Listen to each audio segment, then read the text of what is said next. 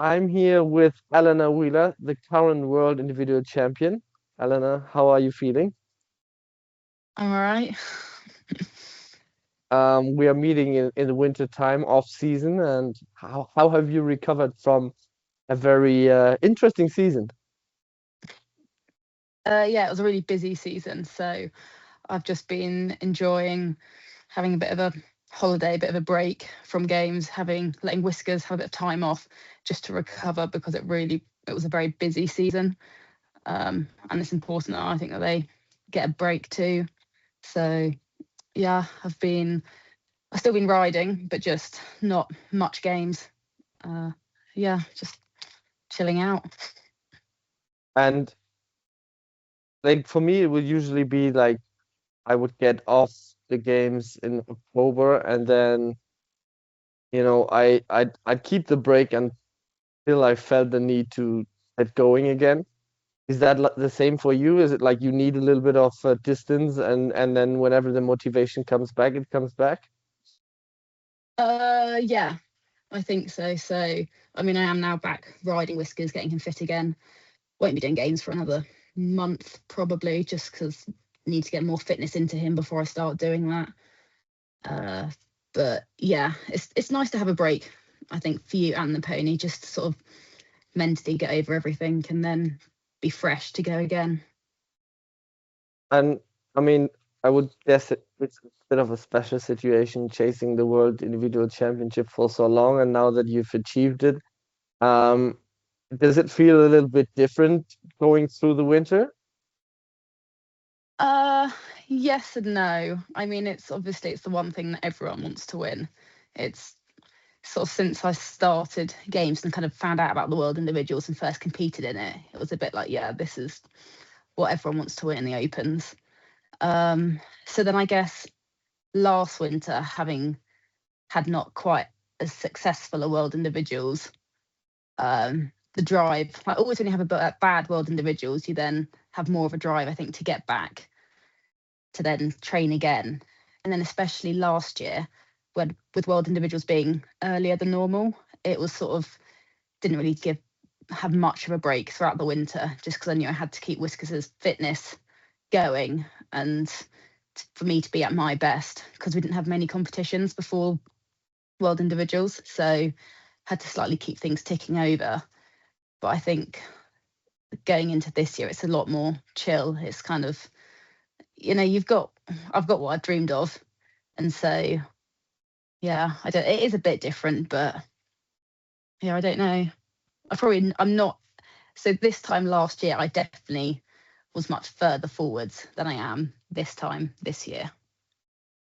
The coming season would be like more of a normal season, I guess. Probably, And yeah. that like the big first one would be the Champions League.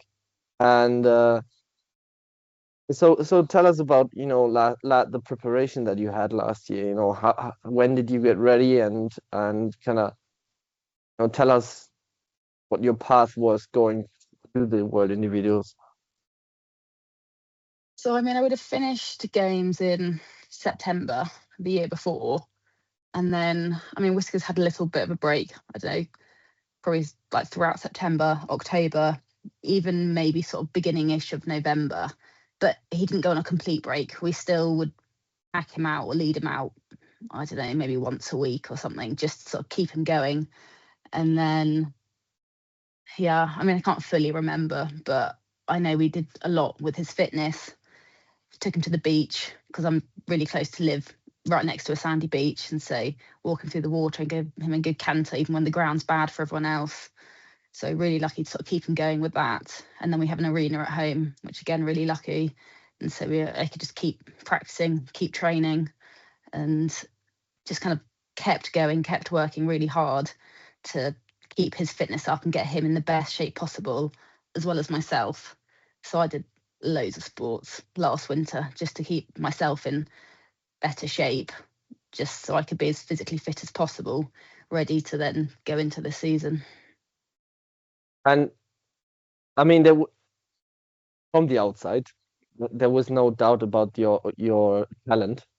And you had proven it in the World Individual semi-final in 23, and then the European Individuals. Um, but like like as you just said, like you felt like the need to work hard in order to make another step forward, coming out of the 2024 season. Um, and you said you worked a lot on yourself, and I think it was visible. I mean, it was visible in Champions League. It was visible in the individuals that you had improved. And you know, maybe the one moment where it was visible how much you had improved physically was the second vault in the VC, where you kind of you slipped, and somehow you got your hand on the neck strap, and basically the pony cantering and jumping up pulled you off the floor. And unfortunately, we didn't get that moment perfectly on the video, but I think Justine did. And when I saw it, I was like, you know, this is when you like you can basically tell it's like she said, this is my world championship, and there's nothing getting in my way. That's what the moment felt like to me watching it. Yeah, I don't know, I didn't really. I think you're so caught up in the moment. Obviously, I didn't really think in the moment about it. Um, I kind of knew going into that race that it was going to be either like a make or break race, in the sense of I kind of was like, right, I'm in the end lane, so I don't really have to worry about Whiskers turning. It's like I know the outside fence is there; it will turn him for me. I was like, Yeah, I can go faster, but it's also a lane that hadn't been used because we'd only been running, I think, 7 in the heats, and so it was a lot deeper. Which I think then suddenly that's why I then fell over, was because suddenly I got off and it was then a lot. I'd sort of almost sunk into the sand and couldn't get my feet out. Uh, so I had thought about that and did kind of know that going into the race. But yeah, I don't know. I was just, yeah, glad I managed to get hold of the neck strap and the Whiskers just kept running straight and just kept going. You know, some other horses would stop, but he was just like, I don't know, he was just wanted to go and pulled me back up. So and we had or we have a video from the bird view from a drone that was filming the whole final. And it's very impressive by how much you won the VC race. Like, there were some decent boys in that final, but the VC it was like almost half a length of an arena. Uh, so very impressive. And I think we had Rory on a few weeks ago on the podcast, and where basically he said that, you know, physically he may or may have not been on the top level that he should have been. And as you said, the VC race kind of was a bit of a make or break moment. But I think it's important for, you know, people that, you know, now look up to you as the current world individual champion. You know, they understand that, you know, the significance of that moment, you know, because you were late in the final, you were able to keep yourself up and to push so much that you win the race by half a length. And sometimes when it's a close final and it's like you're not winning the race, but you're dominating the moment, and it shows to everybody else the strength. And I think I'm pretty sure going into the race there were a few people that thought, okay, Eleanor struggled all competition with her vaulting. This is the moment where we can actually catch up. But you know, and then the complete opposite happened. Um, so going into the world individuals, we were able to get an interview with you, and to get your thoughts. Um, I would have called you like a doubtful rider. You know, you do have a lot of self-doubt, but at the same time, I would also call you a confident rider. You know, how is that possible? How can you be so questioning yourself, still have the confidence? Because I feel you do have the confidence, and you also express it. yeah, I don't know. It's sort of like I've always known that I have the ability to win, but I'm sure most people think that training at home, you know, you can do a race flat out and it goes right, and you're like, oh my goodness, I'm amazing. And then, but actually pulling it off in a competition doesn't always work like that. Um, I think deep down, like I knew I had it in me. I just didn't know if I would be able to pull it off. I don't. It's hard. I always, when I was younger, had a mental block with 2 flag and 2 mug. I mean, I still do with 2 mug. I still don't particularly like the race, but I don't. Yeah, I don't. I think it just depends. Maybe each day, or kind of depends how it goes as to if I'm confident or not. I don't really understand why sometimes I'm confident, sometimes I'm not. I don't know. I think it also depends on everyone around you. I was quite lucky to have quite a big support group and people, friends that believed in me and told me that I could do it. And I knew that they meant it, which does help to boost your confidence. But then obviously you always have people that doubt you and put you down, which then doesn't help. I think it's just mentally you have to try and be strong. Even when times I wasn't confident, I had to tell myself I need to be confident. I think a lot of it also is I'm so competitive. I just want to win. Whatever I do, anything, everything, I want to win. And I think it's kind of, you have to tell yourself you're confident to be confident. It's just some drive within me or within everyone that you need. Yeah, I don't know. And obviously, as you said, you did have the talent. And going through the week, at what stage did you actually think, okay, I may actually win this one? Well, I didn't. Well, no, maybe in the semi-finals. All the way through, I don't know why Whiskers just wasn't wanting to run as well as he normally does. I don't quite know what had happened. Confidence was knocked for both of us. And I was a bit like, well, how am I going to win if he's not going to run for the vault? I was just a bit like, wasn't going to happen. I didn't think it was going to happen for me. I even questioned if I was going to make the final. And then in the semi-finals, I can't even particularly remember what races we had, but I remember I think it was sock and bucket, and I did the first vault and he ran, and then he got to the second vault and he cut me up and tried to run home, and I was like, perfect, great, he's back on form, he's back to being his normal self. I was like, he's going to run, it'll be fine. And I think maybe from then I was a bit like, okay, if I can just hold it together and even get, third or fourth in the vaulting races. And I knew VC would be a good race for us. I knew that I've always liked VC. It's always been one of my stronger races. So I was just like, right, I just kind of got to get through toolbox. And then, yeah, I mean, I never knew that or never thought, I was like, yes, I can definitely do this. I was just kind of like, right, it's now or never. I just need to give it my best shot and hope for the best. And then obviously we're in a very similar situation in 23, or even on the same showground. How did the final, maybe the beginning of the final, because your final in 23 almost like ended in the first race, or basically it ended in the first race. What were the feelings going into that first race? Oh, I actually thought I had more of a chance winning then than I did this year. I was like, right, I've beaten Colin. I know I've shaken him. I knew I'd got into his head because I'd beaten him in the semis. And I was a bit like, oh, maybe I could do well. And then everyone was like, oh, you can win, you can win, you can do this. And I was like, I then put myself down. I was like, no, there's too much pressure. Everyone says I'm going to win, but I'm not going to. I can't. Like, I just had no belief. And then getting into that first race, I was like, right, okay, got to give it our best shot.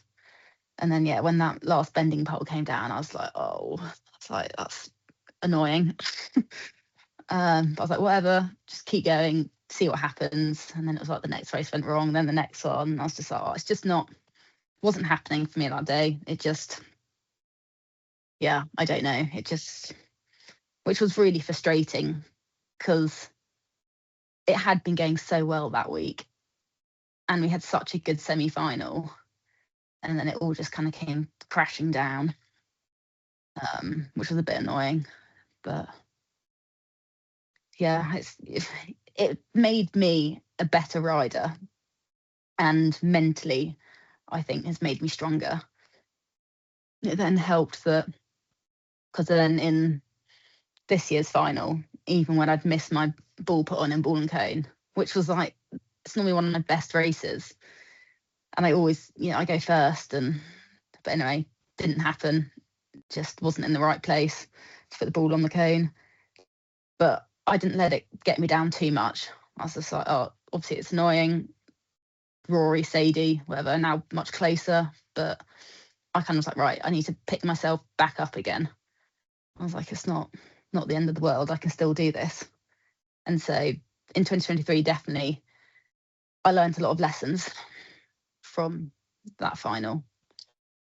Yeah. It kind of like, I mean, obviously I had a very narrow vision of the final. I wasn't able to kind of tell what really happened, so I was always only watching one person ride in that moment. Um, but it felt like a quite controlled win, if that makes sense. Like it seems like you had the dominance and you knew how to kind of finish the job. Did it feel like this? Yes and no. I mean, obviously I had a really good start to the final. And I was like, right, everyone's chasing me. I'm in the lead. I've got a good few points. I mean, obviously, if I was fully in control, I wouldn't have missed my bottle put on and would have been then a few more points ahead of Rory going into the last race. But I was quite fortunate in the sense of I think I led the whole way, which does help knowing that you're the one in front.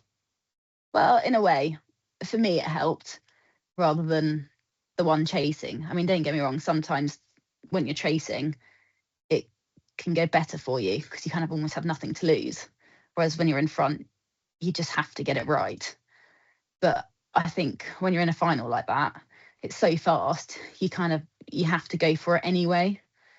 There's not. It's a little bit different to the team where when you're actually going out last as fourth and you can really chase. It's a bit different in individuals where you go and you go. Every start is as aggressive as you can be, and then you kick on, and maybe the last bit of the technique in the race is where you can ease off a little bit, but it's a little bit different, I guess. Yeah, it is very different because I often would go last in a race in the team, and yeah, individuals is completely different for me. From what I find, it's a different kind of individuals. You have to just go from the start. Annoyingly, a good start does help in individuals, which is what I'd say is mine and Whiskers' like weakest points. I'm There useless at wasn't reading a there, there starter. wasn't there wasn't no one that was able to kind of play with the start and kind of that No, way. Rory's, I think, sword start was quite. I think Rory can read a starter. He's pretty good at that. I'll give him that. He's got a very, very good start. I don't know. I think it was quite a lot of people got sent back for our final, so you couldn't really play with the starter too much. But he definitely had that advantage in sword, which paid off. I had an I awful mean, start in sword. in his position, he needed to risk it a little bit after the elimination. Also, did And you when kind you're of laying one, you can get away with it. The yeah? starter can't really see you. So Why wouldn't you push it? I mean, fair play to him. and did you feel him on your heels towards the end? Did you feel it or not really? Not really. I mean, I obviously was very I was keen to find out the results of bottle exchange. I knew I'd come last, and I knew that Rory was up there. So I just wanted to know how many points, what the points difference was going into the last race. She was more concerned about Sadie at the start of the final. I was like, oh no, Sadie's really close. I was like, if I feel it was like all I was interested in was what was Sadie doing. because I was like, she's the one that's gonna beat me. But yeah, I didn't really. I wasn't. I mean, I was focused on who was behind me. I've always wanted to know what the points are. It's just who I am. But I wasn't always. I think the closest it got was then going into that last race. I mean, I kind of knew people were there and thereabouts, but I then think that myself and Rory were then quite far ahead of everyone else. I can't really remember what the points were. But he was there, but I don't think it was actually until going into the last race that it was quite so close, I think. No, it was a bottle exchange that kind of had him up, and it would have needed, to be he would have needed to be strong in the VC to actually really challenge. Um, I mean, I think with Sadie's situation, if she would have really invested in her riding Nessa in that competition, I think she would have been a good bit more competitive. But in the final, it became visible again that it's like if you want to win it, you have to kind of really invest like all in. And if you don't, you can be lucky, but you gotta be perfect. And I think, it was visible a little bit that Nessa was missing a little bit of sharpness and also had competed 2 weeks in a row. And then I would say there was also missing a little bit of fine tuning, if that makes sense. And and then that kind of caught up with her in the race that was rerun because she had a nice toolbox, but then the second one wasn't good, and then you were gone basically. Okay. Well, because I was filming her at that time, at least I got to watch that part. Okay. Yeah, I don't know. I Um, can't really remember what other people did or didn't do well. I can't say I studied the race well or studied the final afterwards either. I just was happy to have won.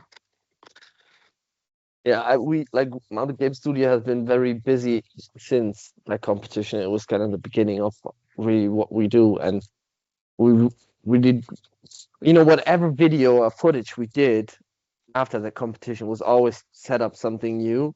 Like we haven't been able to really like go back and make something out of the final or anything.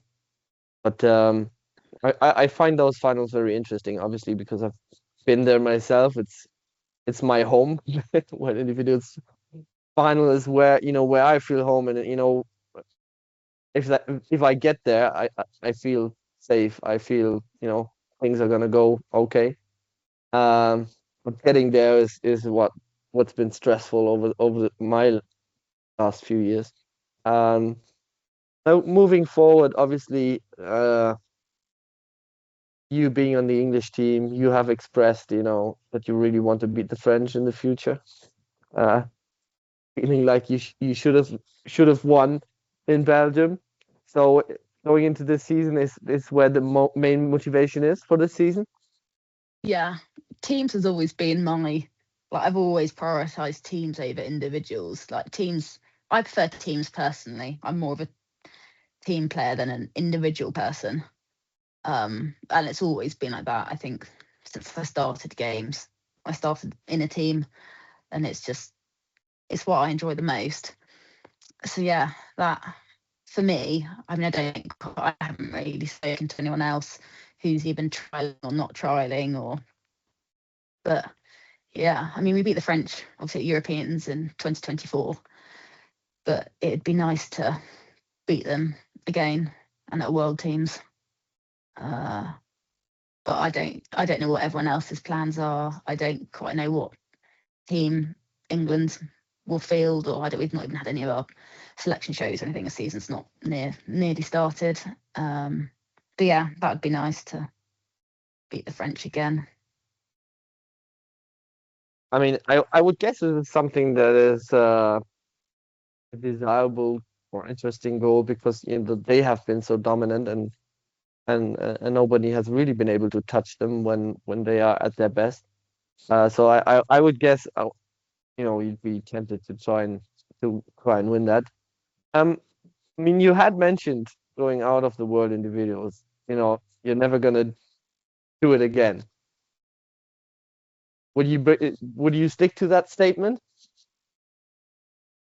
I don't know. Uh, I mean, personally, I actually just don't really enjoy individuals. I mean, it is immense pressure, like to try and win. It really, and I don't know. I, yeah, I don't quite know what my plans are for this year.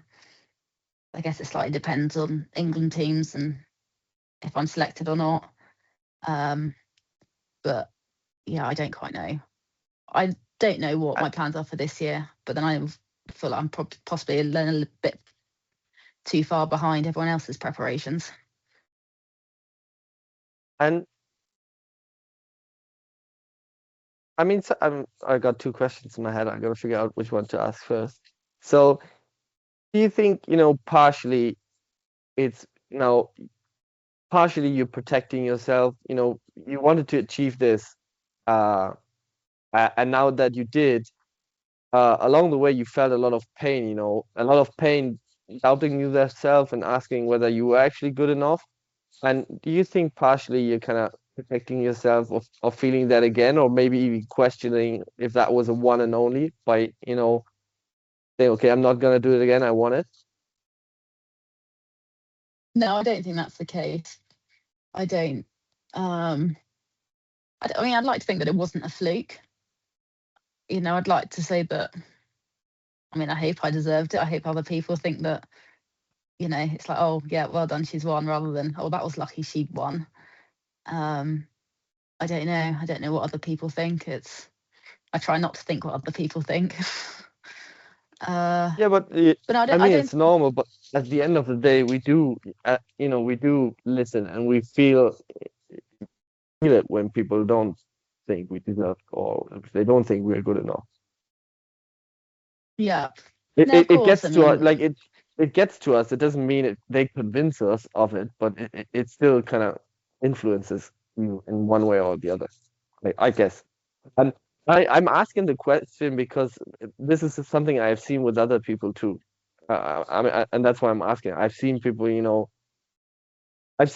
say, okay, I've never committed to the competition. I've never trained. You know, people that, should have won. They've had the talent, but they have, failed to win. And one way to kind of protect the feelings were to, tell yourself you've never committed, but if you would have committed, you could have won. And I think it's probably very normal. And would just want to show, whatever feelings you have, and I'm not saying you, but listeners, these feelings other people have too.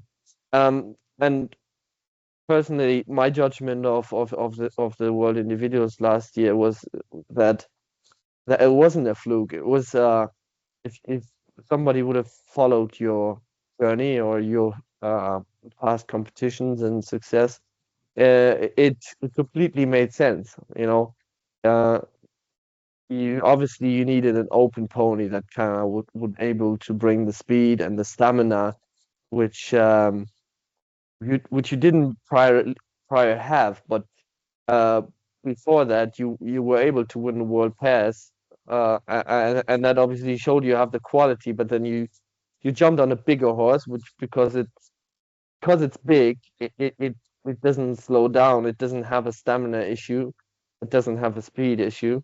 You kind of needed to align, and once you did, you won. So I like it absolutely makes sense, and I think obviously at this moment, looking from the outside, I would guess when you enter World Individuals, everybody would pick you as their favorite because you have the abilities, like the skills to pull off like the Windsor, which we can see in the background, and you have a nice tooth, like a quick tooth, like you have a nice bottle, you have a nice bank race, like all the races are good, but then you have races where you can dominate because you're faster, and you can dominate because you got the skill. And I think this is like the complete package, where there would be only one or two that I think that could actually potentially challenge you, but I wonder whether they are actually going to turn up again and try to do that. Um, and I'm speaking about Colin mainly. Um, So I'd be like, oh, we are running the World Individuals next year, and we would really enjoy to see you come and see other people challenge you. But I do understand, that it's a lot of pressure and it takes a lot of time to um commit to a competition like that. It doesn't make sense to do it if you're not fully committed, because then, you get into the trouble. Yeah, no, 100%. I mean, the amount of work and effort that went in behind the scenes, like last winter, was just incredible. I mean, you have to be fully 110% committed to become an open world champion. You like yourself, Colin, Lucas, put hours and hours and hours, days, weeks, months of hard work and training to get there. And but you need to do that. It takes over your life, basically, to put that kind of commitment and time and effort and energy in to get to that standard and to be able to win an open world title. I mean, I'm not sure everyone fully comprehends how much work it takes. And it's like they see you at competitions, but they have no idea what you do at home to get yourself and your pony fit. It's just, it does take over your life, which sadly, I can't do that year in, year out, because it almost is too much. But it's the sacrifice you have to give to become a world champion or to win any kind of major title. It's, yeah. I mean, I was so fortunate to be able to ride Whiskers. I am so lucky to have that pony there and to have the opportunity to ride him. Um, Not everyone I know has that opportunity to ride such a good horse. And yeah, and then to have like Vanessa supporting us, so she has Whiskers, and it's just, without that support, you can't do it. Um, and it's not just like yourself, you have to be motivated and whatever. You need to have the whole support crew behind you. It's, my whole family sacrifice stuff and put into me becoming a world champion. It's not just, oh yeah, I'm going to go out and do some more games this evening on Whiskers. It's both my parents, my sisters, they do so much to help behind the scenes. It's a full family commitment. And yeah. So there's no point turning up. You're right, saying, yeah, no point turning up if you can't be fully committed, because why would you show up and you need 90% fit? You're not going to win if you're not fully committed and 100% fit, like with yourself and your pony.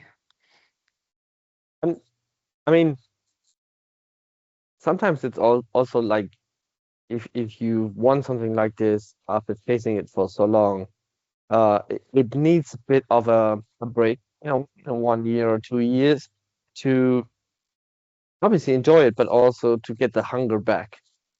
Um, because I think that's, the hunger can get there from the pain, but it can also get there because, you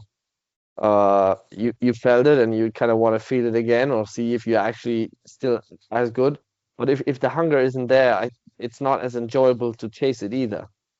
And I always felt like even now, I would say I'm addicted to chasing it, if that makes sense. I love the process. I don't like the week of the world individuals that much, in terms of, yeah, it's just stressful because everything that happens, you wonder, is the pony okay? Is it eating well? Is it drinking well? Is it trotting well? How is the first session? And everything is in your head. So that week itself is very intense. Um, but the build up, like, the months before, training and having the same routine every day, that's what I got addicted to, like chasing that moment in being ready. But I did have years where I didn't go, and I think that was kind of good too, because it kept hunger for doing it again. You know, Yeah. Yeah. I don't know. Yeah. I think obviously, well, I don't know, but your first one's probably your sweetest. It's, oh my goodness, I've got the title. And I guess I then, now that I do have the title, it's like I'm not as hungry to, it's like, well, why do I need a second one? But then I can it's, explain. You need a second one because you start a new competition. It becomes a question of, who's got the most of them, basically. oh yeah, but I'm not going to beat you or Colin. I would, at this point in time, I wouldn't know why not. Like, to be honest, I don't see why not. But that's the question, you gotta ask yourself, can I do it? Can I not do it? And I think that makes it even more interesting because there's another competition. You go to the big competition, but there's something in the background that you're chasing the whole time, you know, making history again and again. And I think basically when I won it the first time, when I went to the next two shows, I did go with a horse that didn't have a chance to win. And I still tried. But I came seventh twice, like last in the final twice. Oh wow. Um, because the horse really, she had an injury late 2008, and then I didn't ride her until 2010, and then my first time back in World Individuals with her was 2013. So that was 5 years gap in between. Um, yeah, then we won 13. We didn't go 14, kept the hunger up, and then tried again 15. I won 15, and then he kind of retired from World Individuals. But between those three wins were 7 years, so it wasn't like I won six in a row or Colin won six in a row. It's more like takes time and momentum and everything to align. But like, if you don't have a clear vision going into this season, when you're going to a competition, I used to always have a purpose. Why am I taking this horse to this specific competition? Now, how are you running through a competition, a year of competing, when you don't really know, where you're heading? Um, well, I mean, I only have the one pony to compete, so that makes that easy. And well, I think my aim is to get into the England world team. That's the aim for this year. Um, and then you kind of work around it. It's like, well, if you don't get selected for that, then well, am I going to do something else? Am I not? Am I just going to enjoy it? But it's also the balance of, I mean, sadly, games just, it can't take over my whole life. I have to get a proper job and got to work, earn money, and that doesn't always fit in that well with doing games, especially where I live. We're miles away from all games competitions and everything. And I'm 25. I've got to start a proper career at some point. Um, I've been putting that off and been prioritizing games, but at some point, it's going to have to go the other way around. I'm going to have to prioritize my career over games. Um, so I do have a bit of a vague plan for the season at the moment, but I mean, for me, it doesn't really matter in the sense of, well, at the moment, I just need to get my pony fit, well, I like to say that I have kept myself fit. But get back to doing games and just be the best that we can be at doing mounted games as a whole. Luckily for me, where I go last in a lot of the team stuff, that's then similar to a lot of the individual races. So it's like I'm already dunking in Yeah. Moaton Castle and going last in Toolbox and things like that. It's a bottle on a bin. It's a flag and a cone.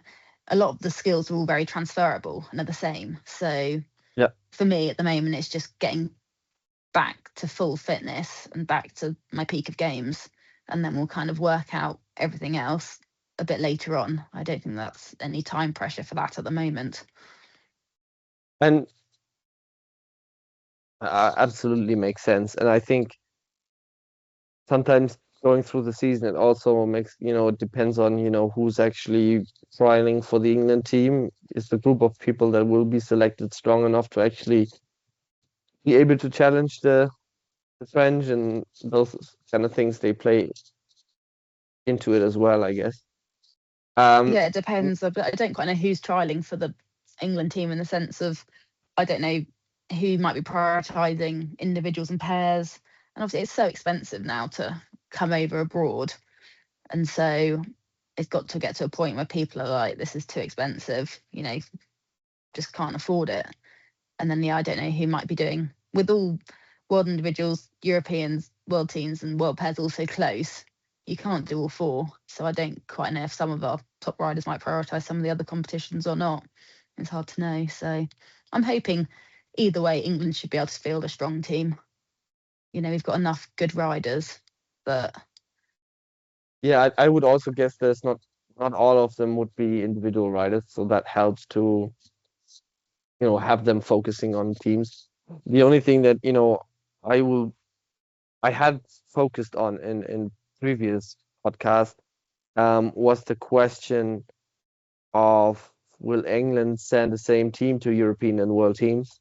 And if not, how can you make sure you're actually competitive in both, or because they are back to back, and sometimes it, as you did last year when you did Champions League and then World Individuals, going back to back helps, but then other times, it doesn't. And I think one of the strengths from the French team is obviously, they know each other a lot more than others, and they can basically they are ready to ride the final whenever the competition starts. And English teams, they do need to align a little bit, or at least they don't have the sharpness in them when they enter the final. And it always seems like it takes a little bit of time for them to really click. But like obviously you know each other, but it's like the intensity of the final is a little bit different, and I think that's where the French have an advantage. And I was just thinking of, if they are sending the same team to both competitions, then I think that problem would be solved if all ponies and riders stay sound, basically, which is another risk. yeah. So, I mean, going on what England have traditionally done, I think we'll be sending two separate teams. I mean, I don't Yeah, have a clue. I've not spoken to anyone about it. I've not heard anything about what their plans are, but normally that is what they would do. Which I can see why they possibly would. It's nice to get more people involved and give them a chance to then like ride at that level to then get better and then be able to try and go for a world's team. But it was also, I mean, so personally for me and Whiskers, it wouldn't be an issue to do both competitions. Whiskers, I have no doubt, would be fine for doing like all both weeks on the trot. But I'm sure other ponies possibly wouldn't maybe cope as well as he could. And then, but it's hard because I haven't looked at the races, but someone has said in the final races there are barely any speed races, which is actually, I think, what slightly like disadvantaged us in Belgium.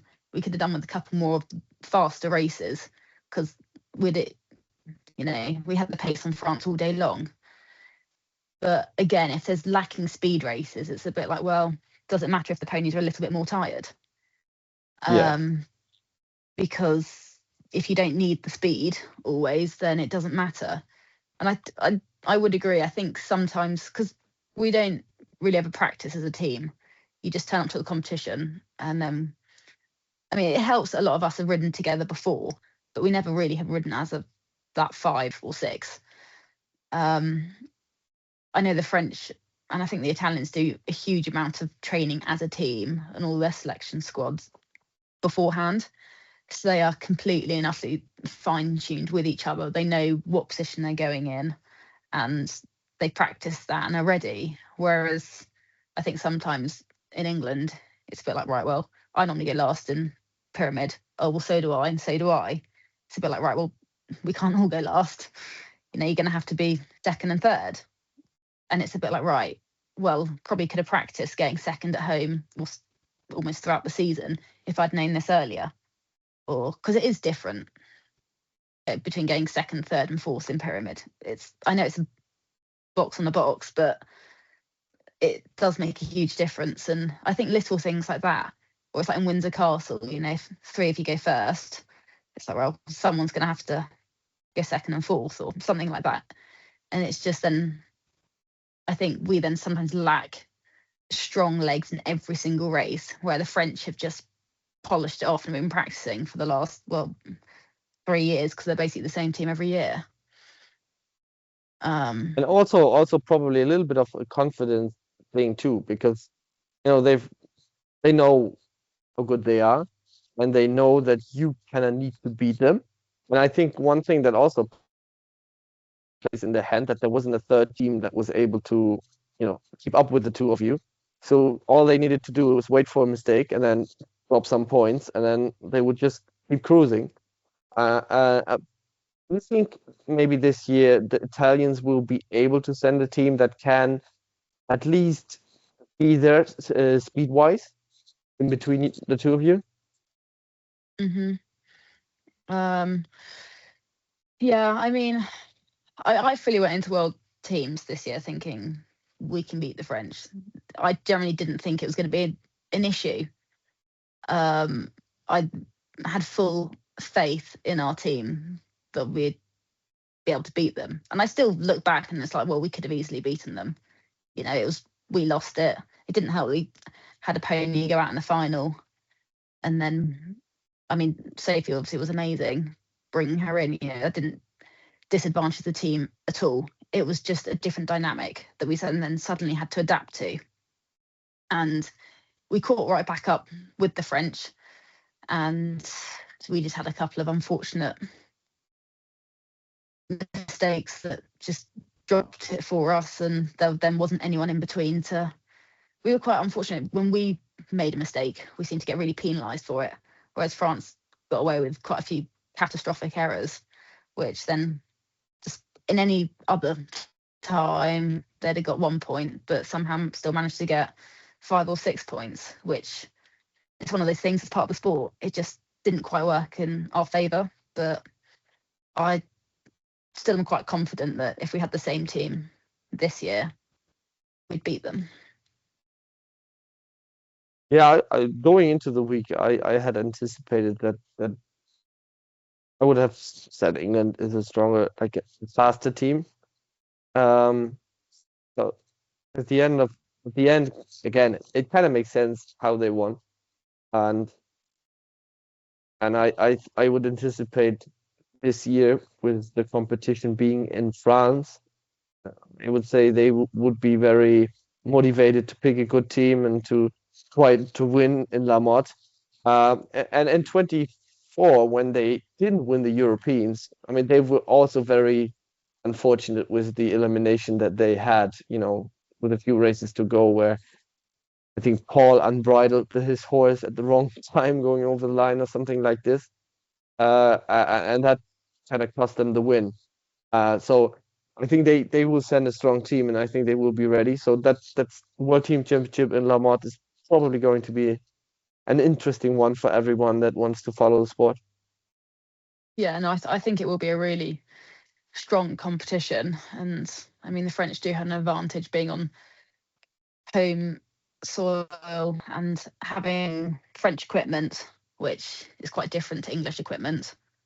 But slowly we're building up our French equipment back in England and getting to practice with it a bit more. But they definitely will have, home side advantage. But I still think that if we can get a good team or the right team, that we still would beat them. I think that we have the speed and the power to. I know they possibly, they're very skillful on the equipment, but I still believe that we could beat them. And this, well, I think I'm not sure whether it was 1 or 2 seasons that you have now written for South Shropshire. Uh, and it was Sussex for a long time. Now, Mitch had mentioned that his team, South Shropshire, was going to go to Champions League for the first time for a while. Will you be joining that team? Yep, yep. I'm excited. This will And be because yes. This is it was a go ahead. no. This is going into my second season with South Shropshire. We obviously didn't go last year, but I think everyone's keen and excited to go this year. So I don't quite know if it'll be the five of us all going or not, but hopefully so. And I think although it's a couple of the boys' first time out there, I still think that we'll have a great time. I think we'll do well.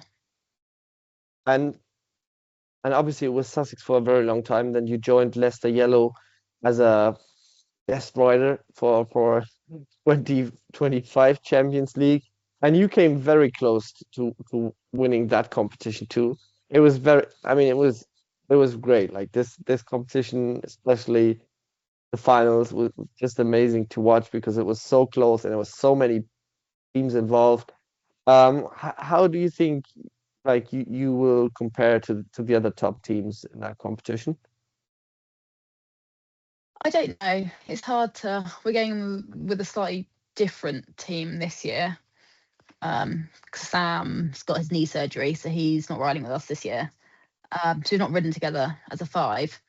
But I'd like to think that we'd do well. You know, we've got the speed, we've got the riders. I mean, I'm sure we will do well. I can't see why we wouldn't do well. Uh, I mean, I'm sure we're definitely going to have a fun time. It's a great team.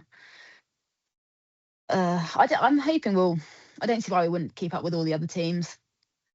I mean, people like Royal Berkshire have an advantage. They know exactly what they're doing. They know the setup. They're used to the equipment. They know the games. It's yeah, they know how it all works. But I still think we've got the speed, got the ability. We'll do well. Hopefully. Yeah, that's definitely an interesting to one to follow for next season. I mean, Champions League always is. It's a great competition. Back at La Bond, and I mean, obviously having Whiskers, um, as I said, puts you in a position where you can win races because you probably on the fastest horse when you hit the start well. Um, like tell us a little bit about Whiskers. You know what makes him so special. Um. Oh, Whiskers. I mean, he's just. I'm so lucky. He he's just kind of got it all. He's fast. He's athletic. He's pretty chill. Um, He's and pretty. he's very pretty. Yeah. Um, he gets it. He knows what to do. We work together well. It doesn't take me much. I mean, so he probably is a bit too big for me, really, as a games pony. He is big for me. I think that's why I struggled in individuals to start with, because he was too up, too keen, and I just couldn't then keep up with him. But especially as a team's horse, it doesn't take me much to get him to do what I want. He kind of knows. I think we're possibly going into our fifth year together. Um, and he's just, oh, I don't even know how to describe him. I mean, I personally, I mean, I'm probably biased, but would say he is the best pony out there on the circuit, easily at the moment, possibly ever, in the sense of, I mean, I know other people would disagree and say other ponies are better, but it's the fact that he is such incredible speed and yet will then happily sort of slam the brakes on or turn. And he just makes my life easier doing games. I don't kind of now have to worry about him. I know when I ask him to turn, he's going to turn in the right position round the bin. And so I can just put the bottle on the bin. I don't have to worry about trying to hold him out because he's going to try and cut it. Or, I mean, don't get me wrong, there are still little things, but like any pony, they're not robots. But I think it's also his desire to win. You can tell that he loves it, and he wants to be the first to cross that finish line. And as long as I can keep up with him, then it's not a problem. It's Yeah, and probably he's a very clever pony. He wasn't hard to sort of, well, I say train, but like to practice on and stuff. He knows what I want from him. And you only have to do it a couple of times consistently, and he's like, okay, I know what you want. He's smart. He knows exactly sort of what to do, which helps me out. and it's usually that habit of enjoying it and understanding it that separates the good horses from the ones that win you world individual championship. Um, I wouldn't. The thing with him is because of the way he moves with a quick stride, it's very hard to compare him with other horses. Like usually, I would guess I have a quite good sense of how fast is somebody. Uh, with him, I couldn't really judge. You can just tell when he's going next to somebody that he seems to be faster. But I mean, one of the most impressive moments in the sport that I experienced was when Amy Wiltshire rode Rocky over in GB for the first season. And at that time, Louis Golding's Blue was, he would be the horse that would always come home first. Whenever she'd start, she'd come home first. And this season, Meg Riddler had borrowed him, and we were in the 2015 World Individuals, and it was Meg Riddler on Blue next to Amy Wiltshire on Rocky in a session, and they would come around the top term at the same time. Amy would look over to the side, and she put her hand forward, and Rocky would just move past Blue. And I was watching this, and I was like, this is different. Like, I think to that stage, the sport hadn't seen something like that because obviously Blue was so fast, and I would say so dominant in the way he did it, and such a great horse. But then there was this horse that could just let him standing. And with Rocky, and then a little bit next level was Rocket, you could tell how fast they were. You wouldn't need another horse being next to them to tell, oh man, they are fast. And that's a bit difficult with Whiskers. It's hard to judge how fast you're actually going. I know he looks like on a video, he looks really slow because it's like his legs just aren't really moving because he's got such an incredibly long stride. I know because my mother always films me, and then I watch the videos back, and I'm like, did I really do this that slowly? And mother's like, well, no, you didn't do it slowly. It just looks it on the video.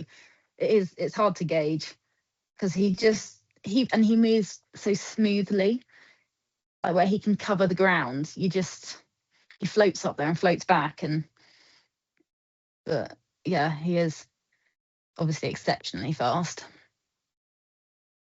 Yeah, and I would guess whoever is doubting it, they can try and beat you in a race, and see if how Yeah. slow he is.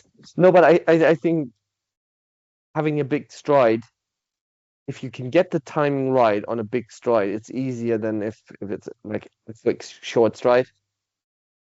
Because they are big, they are smooth, and it helps. Um, what I experienced. And it's effortless for him. It's not hard work.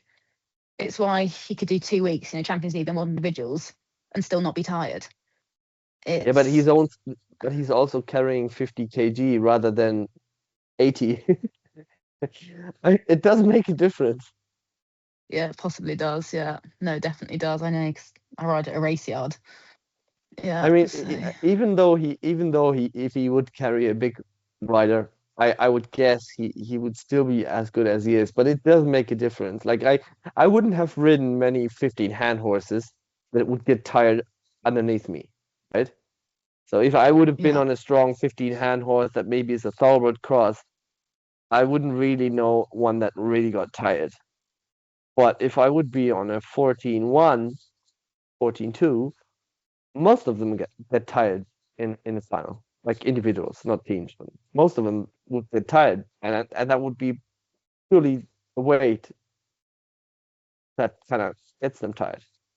But if you have a lot bigger horse, and obviously they can carry better. Um, so you think, as you said, you're working on the yard training race horses. How do you think that that experience kind of helps you to have your horse on a higher performance level than people that that don't know the details of training a racehorse? I don't think it helped my horse out. I didn't have my horse at the race yard, but I think it physically helped me out hugely. I didn't, so I mean, the race yard's 45 minutes away from my house. I never took my horse there just because I'm lucky enough to live on a farm and have the beach next door. So I could do enough Yeah, fitness at home with that. But it helped my fitness so much. I mean, holding on to these race horses, some of them are, they're strong, they pull.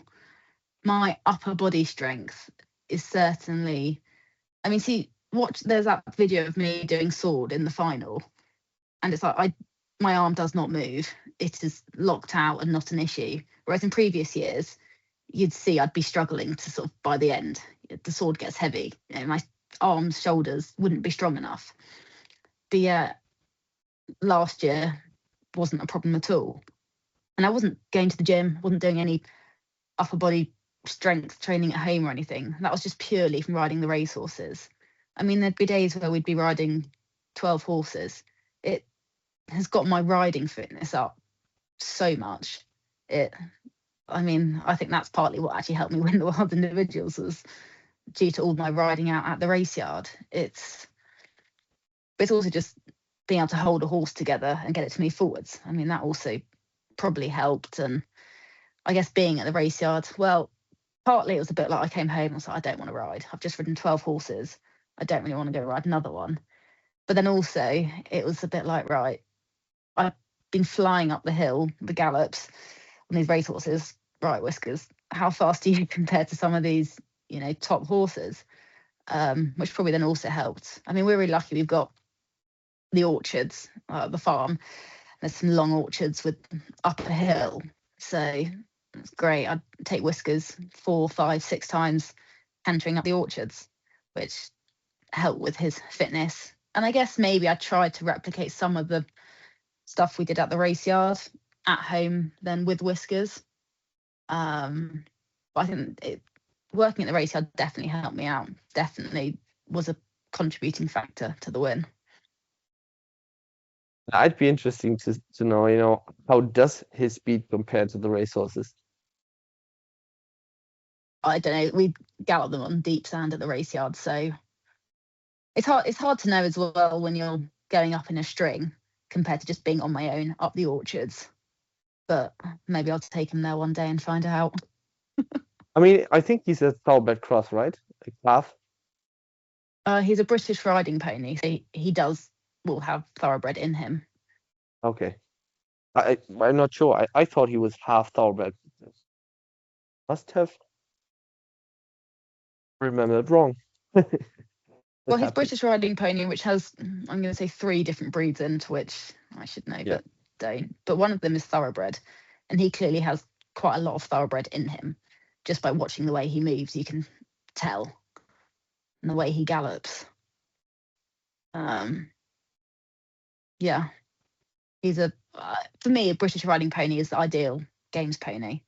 I know everyone else is different. A lot of people like Western ponies. Personally, that wouldn't be my style. I I mean, the think problem is we don't have any British riding ponies here because we got German riding ponies. I They would be know. different. I mean, they are a lot more suitable for games. The British riding ponies is a lot better breed for games than the German riding pony, and especially in Germany, a lot of them are bred to do dressage, and the ones that are really heavily bred that way, they are useless to do games. It's the one that are jumping that use full. So the one I won the 2024 World Individuals on, she was, German riding pony, and she was good, but it's a lot harder to find the Whiskers in Germany because they don't exist. I don't think they really exist anywhere in Europe. I've had several people from different countries contact me about his breed because they want another one of him, which And and I think with the Italians is like they don't have a pony breed that would suit. But what they have is big Western scene with a lot of quarter horse and the barrel racing, and that just kind of helps them.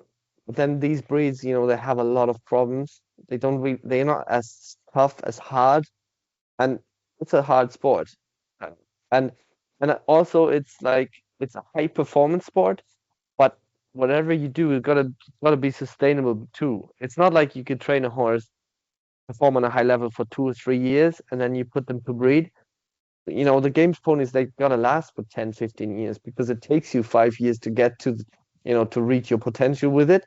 So if you buy a weak horse, it makes no sense. Even, you don't need the high performance in the first 2 years. You need it in the fifth, sixth, and seventh year because yeah, that's how long it definitely. takes to get used to them.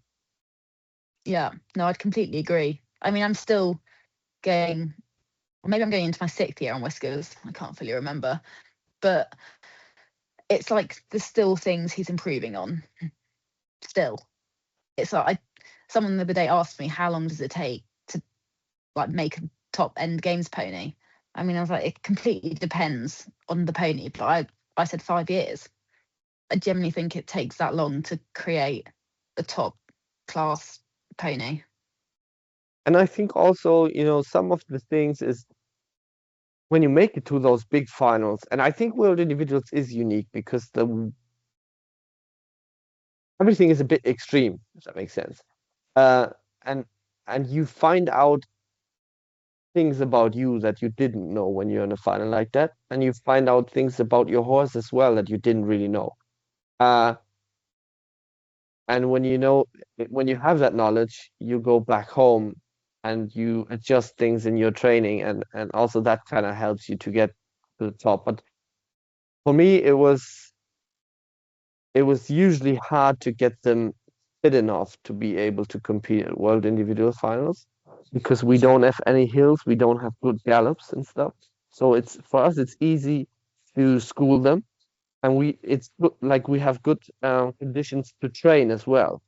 But we are missing mm, that last 15% of long, hard, and stride, if that makes sense. And Yeah. that would usually be the case when I would go up against these Irish horses. I would just be lost in terms of peak horse performance. Yeah. No, I mean, I don't quite know what the situation is in Italy and France and stuff, like all the riding schools. I don't quite know what the facilities like there. But I mean, personally, I'm so lucky to live on a farm and have all the hacking and the beach and stuff to be able to gallop the horses. And because I think it does make a big difference. I mean, they do also need to be games fit. Nothing will get Whiskers to his true fitness until he starts actually competing. That's what really helps him to get games fit. But I think being able to gallop your horse and stuff does also make a huge difference. It's, Whiskers then wasn't tired at the end of 2 weeks. It was the same in 2023. I went from Yeah. world individuals straight to European individuals.